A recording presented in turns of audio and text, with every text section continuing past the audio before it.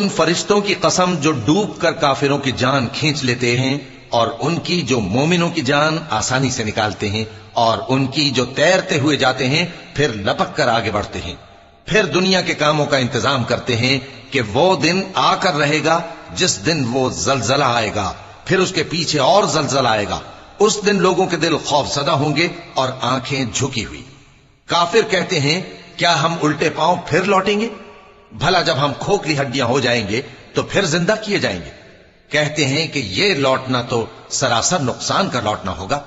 तो बस वो एक डांट होगी, उस वक्त वो सब मैदान हश्र में आ जमा होंगे।